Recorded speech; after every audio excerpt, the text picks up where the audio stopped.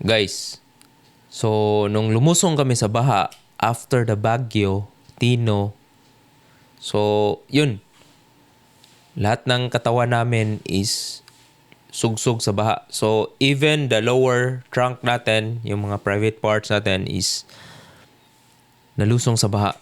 So what we think na napakapiligro kasi uso na ngayon yung leptospirosis. Ito yung klase na yung ihi ng daga or bacteria na dala ng baha is dun sa sabay. Then pwede kasi kang papasok dun sa mga open parts mo. Tsaka meron kang sugat, pwede kang pasukan ng bacteria dun. Kaya just 24 hours, naghanap kami ng medicine na antibacterial, antibiotic para ma-prevent yung leptospirosis. Kasi yun nga guys, marami nang namatay doon dahil sa sakit. Kasi yung titirahin niya is yung kidney, then magko-complicate na yan. Kasi nga, kung weak yung immune system mo, then posible nga tatamaan ka ng sakit na yon. Walang simptomas. Yun yung challenge kasi walang simptomas. Kaya nag-consult kami sa mga company doctors kung ano yung pwede naming inumin. So meron kaming doxycycline, yung ganito. This is not a sponsored pero ito yung prevention lang is better than cure. So doxycycline or doxin yung kinuha namin. Tapos after nun, make sure na meron kayong mainit na tubig, hot tea. Then, by the way, dun sa baha pala, learnings ko, lalamig yung katawan mo. So, ano yung ginawa ko is kumuha ko ng mineral oil.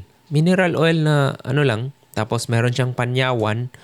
Then, nirarab ko sa lower back para lang maiwasan yung lamig.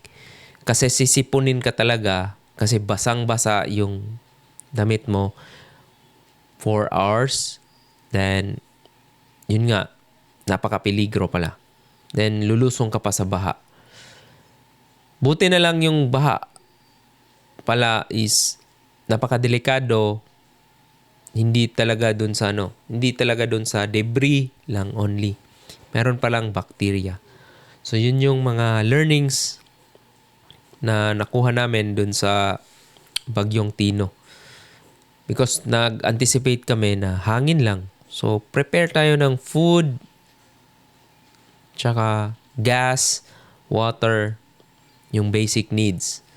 Yun pala, ang daming tubig na dumating.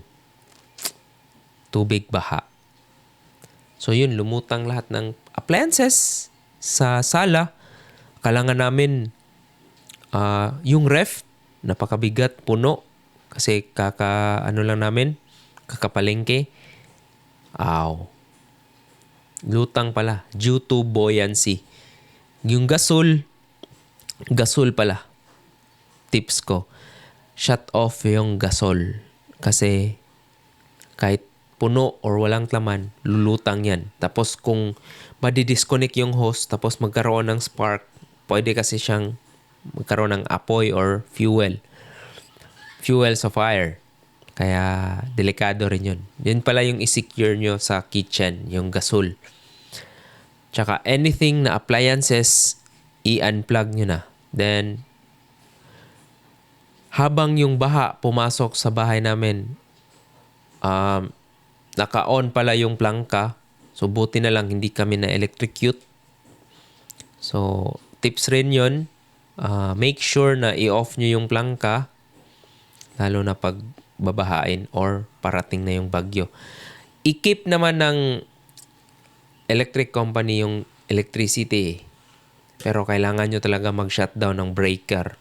I mean, the main breaker, i-shutdown nyo talaga. Kung naka-solar kayo, i-shutdown nyo. Kasi pag nag-electrocute kayo, hindi pala kayo namatay sa calamity doon sa electrocution. Kaya mahirap rin yun. aside nun, yun. Doxin pala, prevention ng sakit sa baha. Okay?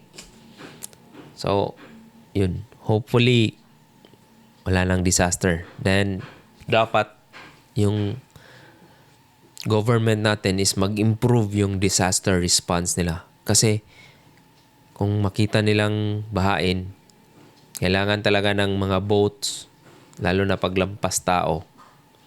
Kaya yun yung challenges sa mga rescue that time. Walang enough na equipment to rescue many people na stranded sa roof. Kaya challenge rin yun. Although mabilis humupa yung baha, pero pag sinabi mo kasi life-threatening na yung baha nun eh. Kasi abot bubong na eh. Then mag-expect ka merong makarescue. Yun yung learnings ko na survive or dapat ready ka talaga pagdating sa disaster. Kasi hindi ka makaka-expect na may tutulong agad. May tutulong pero it will took some time dahil sa nga challenges. Ang daming challenges na na-experience namin doon. Kaya yun, luckily na survive disaster response.